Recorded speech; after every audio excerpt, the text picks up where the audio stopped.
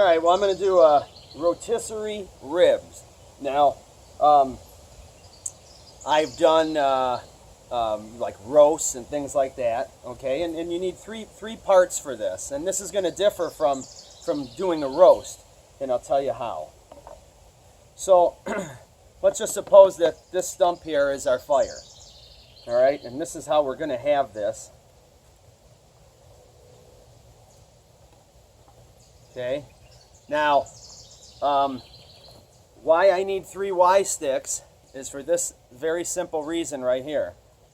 Is I'm going to use my widest Y stick to accommodate the, the skewer, if you will, the piece that's holding the ribs. And the reason why is we have adjustments we can make. So every 15 minutes, every half hour, depending how long you're cooking it, how hot it is, how much, how much meat it is, we can move this. It won't just spin around on us, where if we had this side, we wouldn't be able to properly adjust it to get all sides cooked. So we can do it like this, back to here again, any way you want it. You can loop it down through here if it doesn't stay, loop it here if it doesn't stay. You just have to accommodate it however it wants to work. Now, in general, I prefer to have the stick that the meat will be on. I prefer to have that green wood. This way I know that there's nothing wrong with it. I can peel this down, split it, put some, put it to the heat of the fire to kill any bacteria that may be on it. These 2 pieces are seasoned maple here.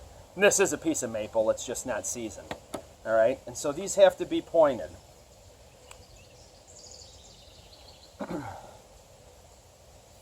And they are rather large sticks, but the piece of meat's a little on the big side. And the last thing you want is for anything to fall or happen to a piece of meat that's been on there, especially if it's been on for an hour or so, and you don't want to ruin anything. So just continue pointing this piece down here. And it is a little bit windy today, so I do apologize if it's affecting the noise or anything like that. My sound quality.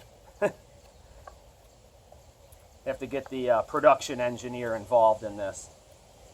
All right. And usually, you don't need a spear point like a punji stick on here. It'll just break relatively quickly. And all of these here, basically, are pretty much chamfered. They're chamfered because there are going to be pounded some. Now, this here is a good stick to pound in because it's straight in line. It's not V'd off like this where it could break. This would be hard to pound. This is obviously easy to pound. Now the other thing I like to do is get another get another stick and point it and make a pilot hole first.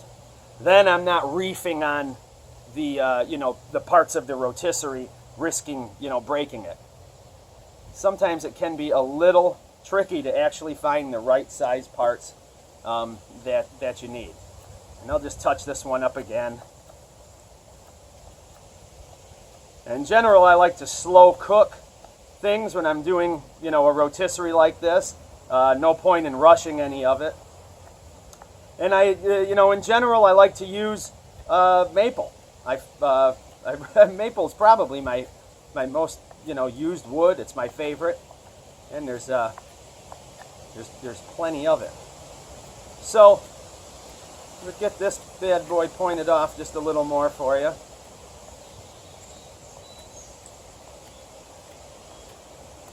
All right, so that should be plenty there. Now, this stick here, all right, in the past, okay, for cooking a roast, where we're going to skewer the roast, we're going to pierce through the roast and out the other side.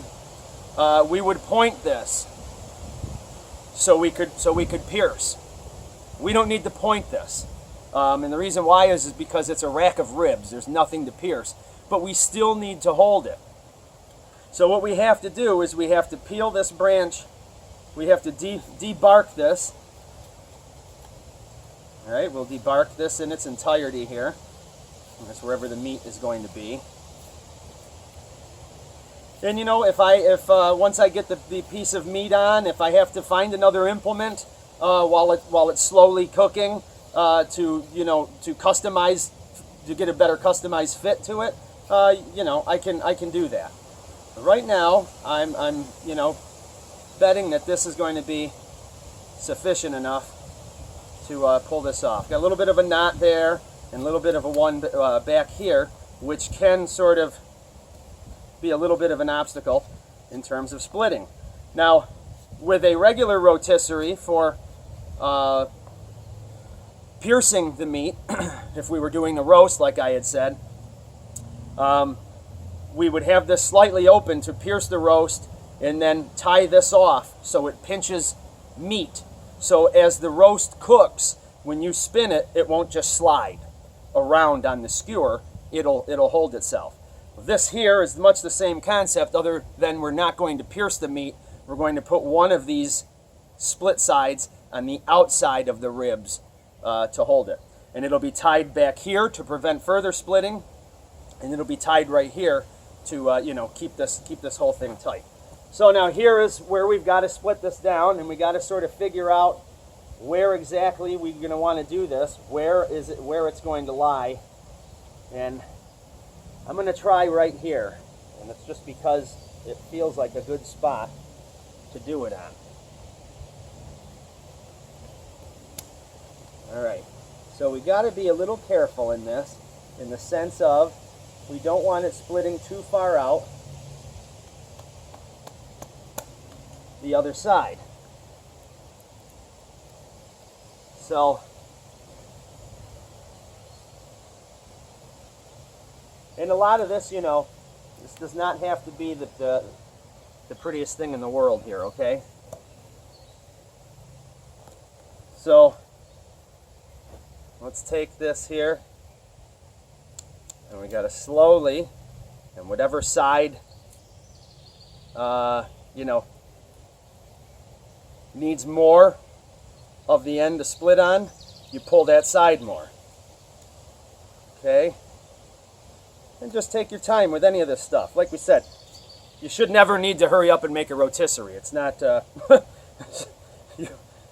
you wouldn't find yourself needing to do any of this in the proverbial survival situation. Okay, so our parts are made up, and I'm going to start the fire. You don't want a roaring fire. You want something a little more that's going to throw some heat, and I like to throw some, to have some smoke, being brought to the meat and things like that. Now, it is a little bit of a breezy day, like I had said, and in general, breezy days are not the best for cooking on open fires because it blows the heat away rather than letting it rise up enough. It'll be enough. If I wanted to boil water quick, we'd have to build a fire. You got to build things a little hotter to get more heat to rise up. But we're almost talking about slow rolling this, slow roasting this, slow smoking this in a sense, and this should be efficient. And once we get our piece in here, I'm hoping that this is big enough and we can put it right inside there. So stay tuned, we'll get our fire going, and we'll start setting this up.